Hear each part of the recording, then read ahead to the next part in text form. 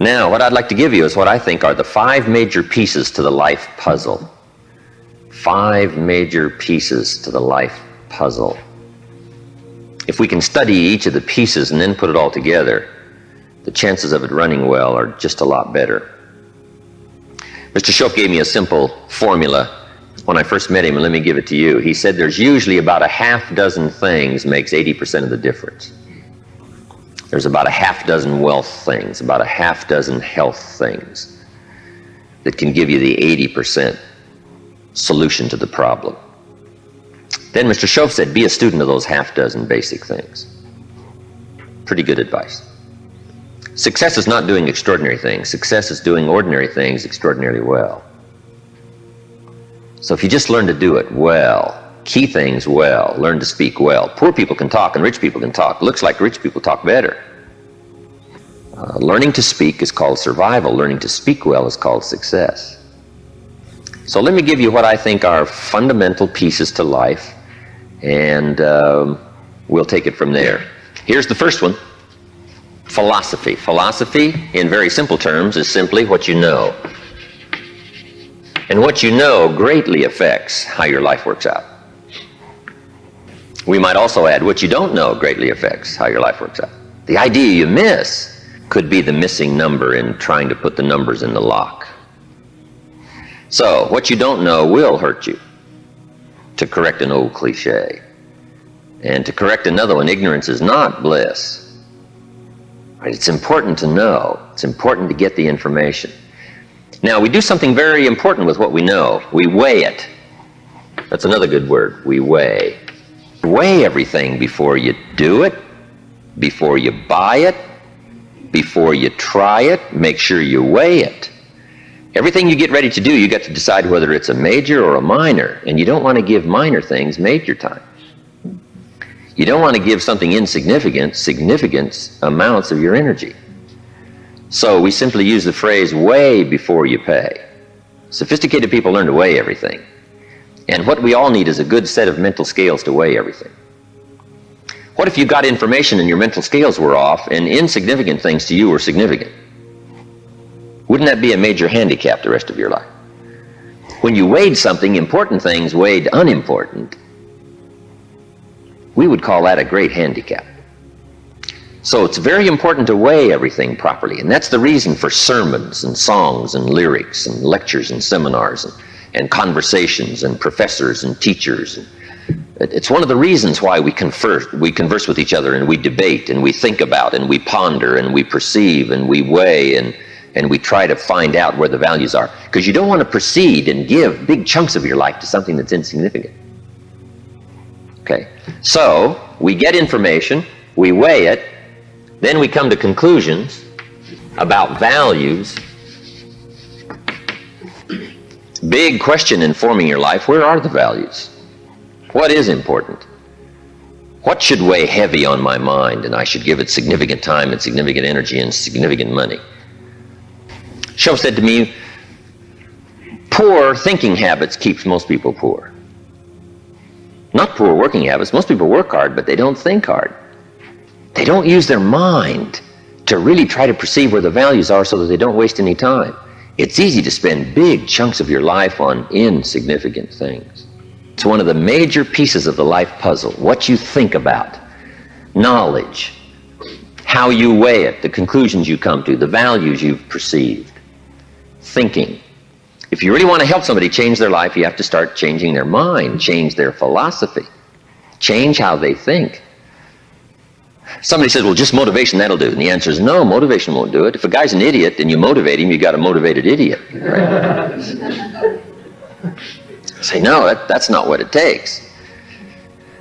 Now, it's very easy to make errors in judgment. Errors in judgment. I'm now teaching people, even after they're out of school, university, college, they should read at least 1 or 2 books a week. It's easy when you get out of school, right, and get a job to just sort of let that all slide, not keep up the learning process. But if you don't keep up the learning process, a lot of values become fuzzy if you don't keep trying to perceive what's important, what's not important, and then start spending major effort on minor things. So we have to keep learning. What if a guy spent his book money on donuts? Right? We would call him greatly deprived mentally. In 10 years, the guy's bought 2 tons of donuts and only 2 books, right? Mostly with pictures, right? And he wonders why his life isn't working well. Reason: after he got out of school, he didn't keep up the flow of ideas that can help to refine your business and help to refine your decisions and help you come to better conclusions. You've got to keep up the learning curve, even after you're out of school, to make sure that you're not making errors in judgment. The reason why most people wind up average at age 40 instead of rich is simply an error in judgment about what to do with your money. What would you suggest a 15-year-old start as a plan to do with their money so that by 40 they're rich instead of average? You've got to have a good plan, right? If you start making errors early with your money, those errors can make your life mediocre instead of rich. You wind up with pennies instead of fortune. And you wind up with crumbs instead of a feast, simply because early you made errors on what to do with your money. The guy says, well, it's only $10. So what does it matter what I do with it? And the answer is, that's when it really matters, is when you don't have much. The guy says, oh, if I had a fortune, I'd really take good care of it, but I've only got a paycheck, so I don't know where it goes. We call those great errors in judgment. It's so important to make sure you've got a good plan when the amounts are small. But it's easy to make errors. It's easy not to know. It's easy to miscalculate. And if you miscalculate, some things keep adding and adding and adding. I got a good phrase for you. Life is accumulative. Good phrase to know. Life is accumulative. Our errors either accumulate into what we don't get, or our wise decisions accumulate into what we do get. Now, the key is to correct the errors as early as possible. Fortunately, Mr. Schoaf caught me at age 25, started asking me major questions. At age 25, he said, Mr. Rohn, how long have you been working? And I said, I've been working 6 years. I started working when I was 19. He said, well, 6 years. How much money have you saved and invested in the last 6 years? I said, not any. He said, who sold you on that plan? Wow, 6 years is enough time now to check and see if you've got a good financial philosophy. And the time to catch the errors is early. So Mr. Schoaf started asking me those tough questions at age 25. How about your money? How about your resources? How about your investments? And you say, well, I've got plenty of time to worry about that and be concerned about that later. And the answer is probably not. Now's the time to fix it. Wherever you hear the good information, that's the time to start fixing it. So we're teaching kids now a good wealth philosophy. Starting at age 50, 15 will make you wealthy by age 40, 45 at the latest if you're a little slow. Start doing wise things with your resources. When would you suggest people should do wise things with their resources? Answer: as soon as they get the better information.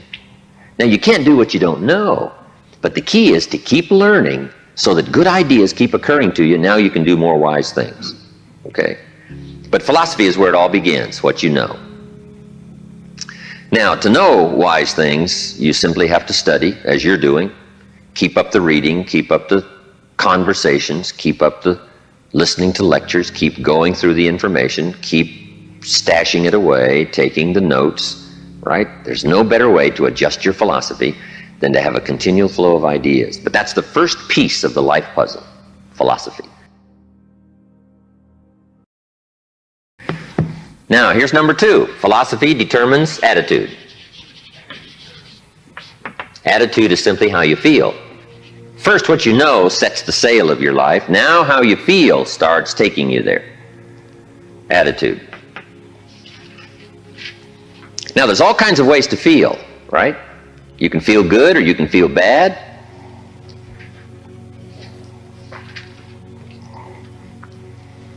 Here's one attitude. If this is all they pay, I'm not coming early and I'm not staying late on the job. That's an attitude, right? If this is all they pay, I don't come early and I don't stay late. Now, do you suppose that attitude, if you carried it through the rest of your life, do you suppose that attitude would greatly affect your life as the years unfold? The answer is overwhelmingly Of course. Here's another attitude. No matter what they pay, I always come early and I always stay late to invest in my own future. Isn't that fascinating? Attitude is by choice. You can either choose to come early or you can choose to come late. You can either choose to leave early or you can choose to stay late. Attitude's a matter of choice. Now, to make wise choice, we need educated attitudes. Emotions must go to school to learn where the values are. Okay? Good phrase. Emotions must go to school. When kids are young, right? A 3-year-old, falls on the floor and kicks his feet and screams. We say, well, that's okay when you're 3, but it isn't okay when you're 30. Right? As a little kid, right, you can retaliate and punch somebody out, but when you're 23, we say, no, you got to learn now to take that emotion and send it to school and find out where the values are. It's okay to feel strong, but you've got to learn to restrain yourself in a society if you want life to go well for you. So attitudes now become a matter of educated choice. Educated choice. But how we feel is going to greatly determine how our life works out. Now, it's how you feel about a variety of things. Let me give you that list. Number 1, it's how you feel about the past. Now, when you're young, you haven't got that much past to feel about, but I'm sure you've had some ups and downs. You've had some wins and losses. So part of our attitude is based on how we feel about the past. Some people are still carrying the burdens of the past. They're affected by some difficulties, some losses, whatever. They're carrying it around like a burden. Instead of using the past as a school, they're using it as a threat to their life. So part of it is solving the attitude about the past, how you feel about it. Number 2, it's how you feel about the future. Facing the future, very important, key part of our life. Now, there's 2 ways to face the future. Here they are. 1, anticipation. That's one way to face the future, anticipation. Here's the other way, apprehension. Now, most people face the future with apprehension, primarily because they bought somebody else's view. They don't have their own future well designed. So in the absence of having your own future well designed, you have a tendency to be persuaded to buy somebody else's future. Here's what's going to happen, here's what's going to happen. Boy, it's easy to let your days be clouded by all of that. So some days, somewhere along the line, you've got to start settling for sure how you feel about the future. And how you feel about it greatly determines what you do.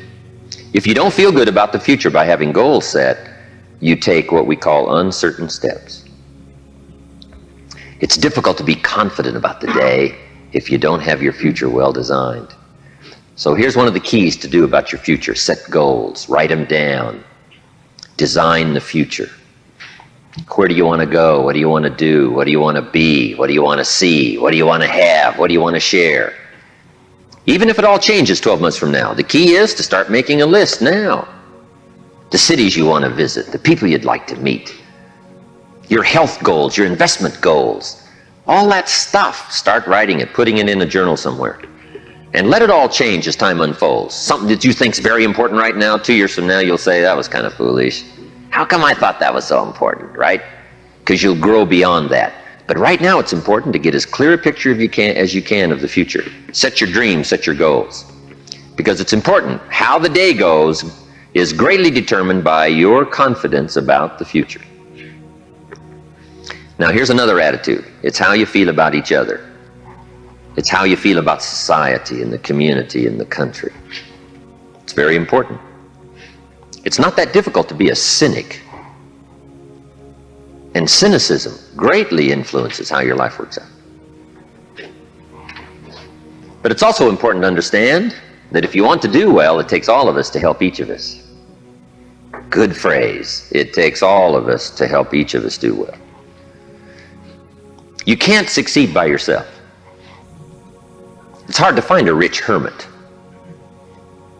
You can't succeed by yourself. You need a market. You need a society. We need each other's ideas. We need each other's collective ideas. Collective participation in the marketplace, society. Okay. So how we feel about each other, very important. Now here's the big one. It's how you feel about yourself. How you feel about yourself. Self-esteem, understanding your own value. Boy, if new discovery starts to unfold for you, that you've got the brains, you've got the talent, all you need is instruction, all you need is some coaching, all you need is some help, all you need is some advice, some experience. If you're headed down the wrong road, hopefully somebody's already been down that road where the bridge is out. And they come back saying, don't go this way anymore, the bridge is out. So we take somebody else's advice and we say, wow, I'm glad you came along, I'm heading down this road. So learning from other people's experiences, picking up all the ideas so that we can feel good about ourselves. Now, self-esteem primarily comes from engaging in the disciplines that lead to value. Self-esteem comes from engaging in the disciplines that lead to value. We don't lack potential, but to bring value from potential, we need the disciplines. Now, one of the major things that makes us not feel good about ourselves is not engaging in the disciplines. If you keep letting yourself off the hook, or just ho-humming it and letting it all slide, then you don't feel good about yourself. Best is the ant philosophy, right? To feel good about yourself, do your best. Gather all you can during the summer. We call that the ant philosophy. Ants don't settle for half. They go for all. All you possibly can. Do the best you can. It's the greatest lift of self-esteem is doing the best you can. Okay, so attitude plays such an important part in the 5 pieces of the life puzzle. Now, what's next? Number 3. First is philosophy. Second is attitude. Philosophy and attitude determines activity. Activity is what you do. Key phrase, success is a doing. You actually now have to do it. It seems as though God has designed that the major part of the value of our life is left to our own mental genius. You've got to decide what you want to become. Then you simply have to go do it, engaging in the disciplines. Now, the activity part is so important.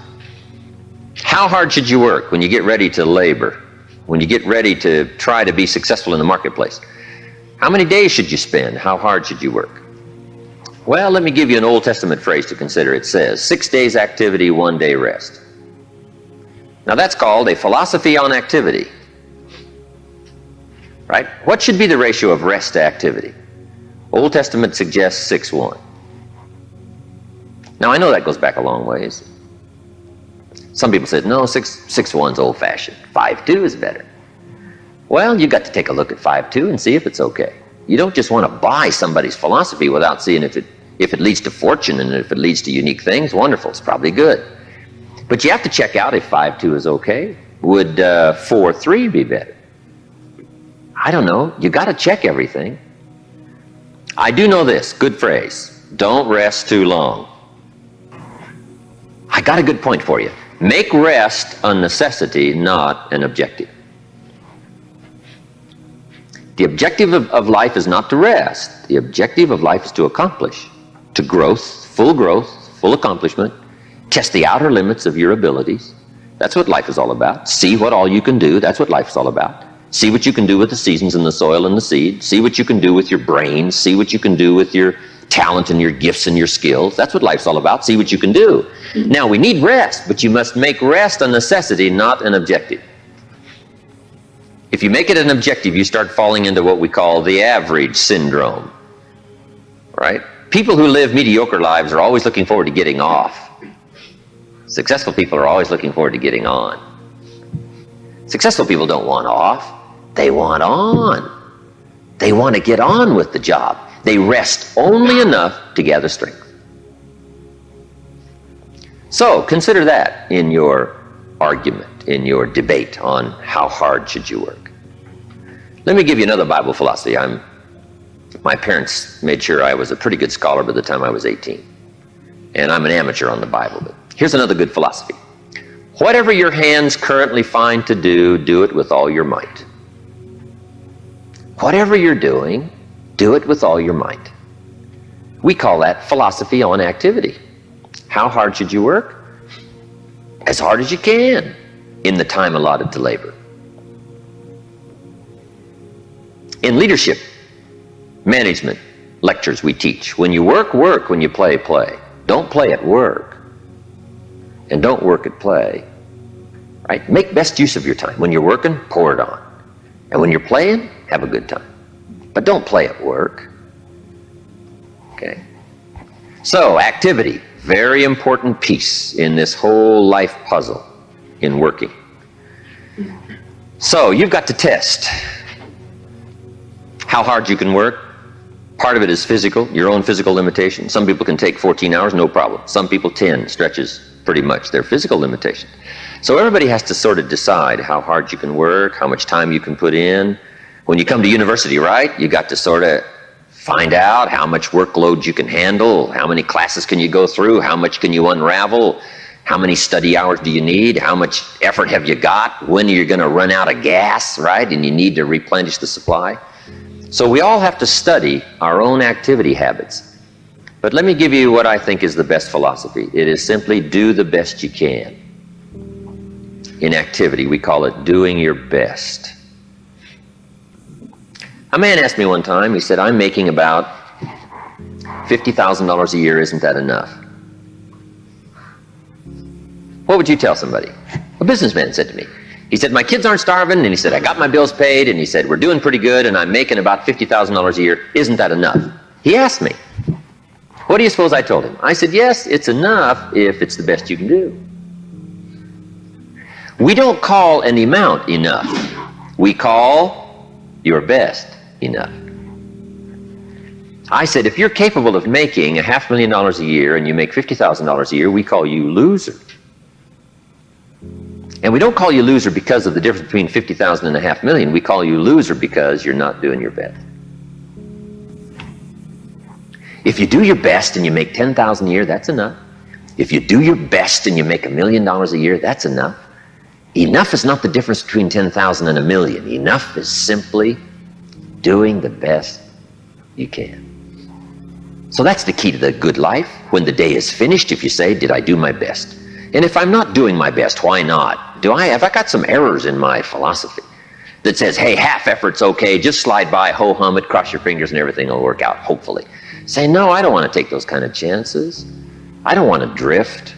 Okay? So activity. Just put a big question mark on activity and say, here's a major piece of life to keep checking. Make sure I'm doing my best. That's all I require, my best. A group of psychiatrists asked me to come and lecture for them in Los Angeles one time, which I thought was interesting, since I only went to 1 year of college. And then in the middle of my lecture, I had the audacity to say, ladies and gentlemen, let me tell you what I think most messes with the mind. They said, what do you think most messes with the mind? I said, I think what most messes with the mind is simply doing less than you can. It sets up all kinds of psychic problems, doing less than you can. Guess when you really feel good about yourself? When you've done the best you can. You don't even have to win the full prize if you do the best you can. We call that the ultimate winning, doing the best you can. Wow, there's nothing like the soaring self-confidence that comes from putting out what we call full effort. In whatever you do, it's called full effort. Philosophy, activity, attitude leads to number 4, results.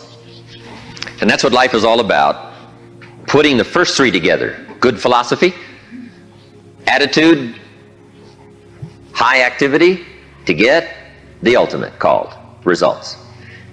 I got a good phrase for you. Results is the name of the game. Now, the challenge of life is a very simple phrase. Let me give it to you. I think you'll find it interesting to at least ponder.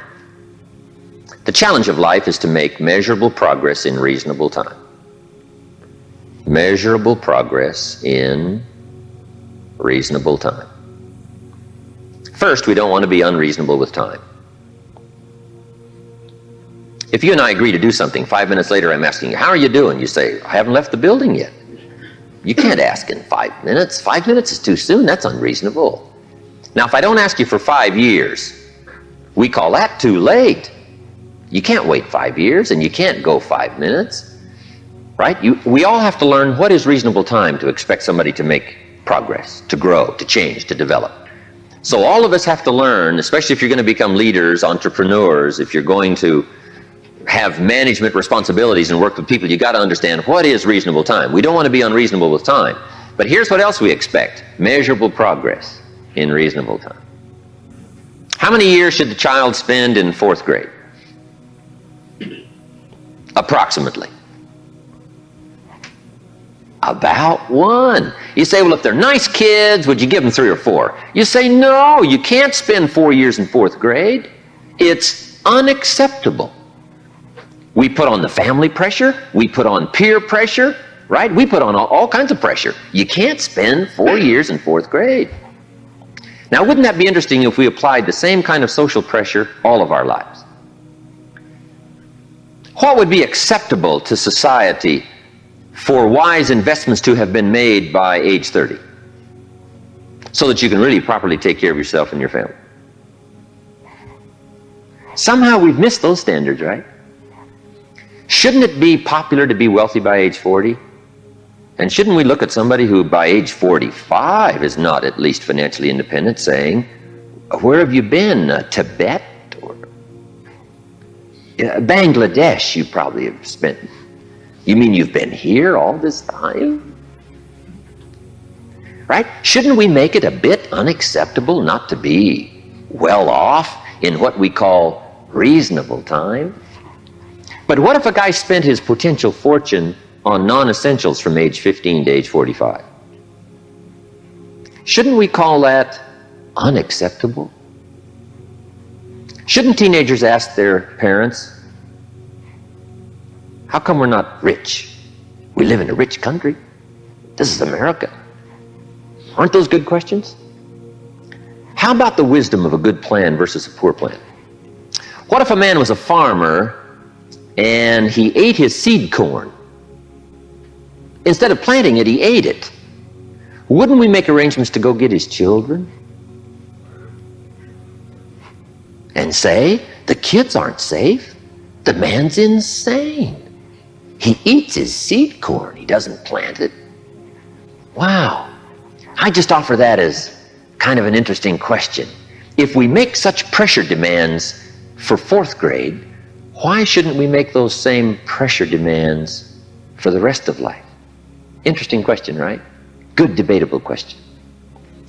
Now, part of it is society eases back on us as far as ongoing demand of results. But here's what I'd ask you to do. Make the demands on yourself. I'm asking you not to let yourself off the hook. Society will let you get by with far less than you want to be. When you get out of university, how many books will the community demand that you read every month?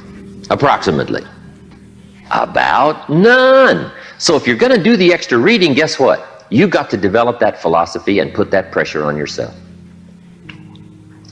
But what I'm asking you to do is take a good look at results. Now, another reason why we look at results at age 25, results at age 30, on a wide variety of things: health and wealth and culture and sophistication and lifestyle and uniqueness. We keep checking all those results. Here's why. To see if there's any errors in activity. Guess how easy it is to make errors in activity? It's easy. We teach in our leadership series, don't mistake movement for achievement. Boy, sometimes it's easy to be faked out by being busy. The guy's busy 10 hours a day, but he's going in figure eights. The guy's not making progress. He's stalled, but he's busy. And he thinks being busy is going to do it. Say, no, you got to be busy doing the right things. So maybe you need activity fixed. Maybe you need attitude fixed. Who knows? The guy who says, since they don't pay well, I come late and leave early. We say, John, that's going to affect you all your life. And you've probably got the results to show it. Or maybe we need a correction of philosophy. That's why we check results. Now, here's the last piece in the life puzzle. It's called lifestyle. Lifestyle is simply how you choose to live. We call lifestyle the genius of living well, Now, here's what's exciting about lifestyle. As a subject of one of the major pieces of the life puzzle, all of us can choose, especially in this country, all of us can choose how we wish to live. Guess what you can get from your money? Joy or animosity. However you wish to live. A father takes a $10 bill and wads it up and throws it at his son and says, if you need the darn stuff that bad, take it. We call it money without style. The father's got the money, but he doesn't have the style. He studied economics, but he didn't study happiness. So let me give you the phrase. Happiness is an art, not an accident. Some people have figured out things economically, but they haven't figured out lifestyle to live well. Culture is a study. It's not an amount. Somebody says, if you have an amount of money, you'll be cultured. And the answer is no. Cultured is a study. Culture is a refinement of the mind. To be cultured, you must study culture and practice culture. Money doesn't solve the culture challenge. Money doesn't solve the happiness challenge. To be happy, you got to study and practice happiness. And Mr. Shove taught me all the simple ways to get joy from substance. A sophisticated gentleman knows that a rose on time is more valuable than a $1,000 gift too late. It's not the amount that counts, it's the genius that counts. It's the ideas that count. So here's what I'm challenging you to do. How to be happy with what you've got while you pursue what you want. And I'll give you time to make a note of that phrase because I think it's so important to wrap it up. How to be happy with what you've got while you pursue what you want. So I would challenge you in the last piece of the life puzzle, find ways to live uniquely. Now, if you look at your life on all these 5 pieces, this is why I'm asking you to just go back through and review these notes. How am I doing on philosophy? Are there some things I don't know? Am I making some errors in judgment that's going to bring me to no good end, right? 3 years from now, 5 years from now. Key phrase, 10 years from now you will arrive. The question is where? Good question, where? And the follow-up is, now's the time to fix the next 10 years. Now's the time to fix the next 10 years. And hopefully with the discussion of these 5 subjects, we've given you some viewpoints, at least from my experience. And hopefully I've done a little coaching here today, and you can take these subjects and debate them and talk about them and think about them, and they'll help you with life in the future.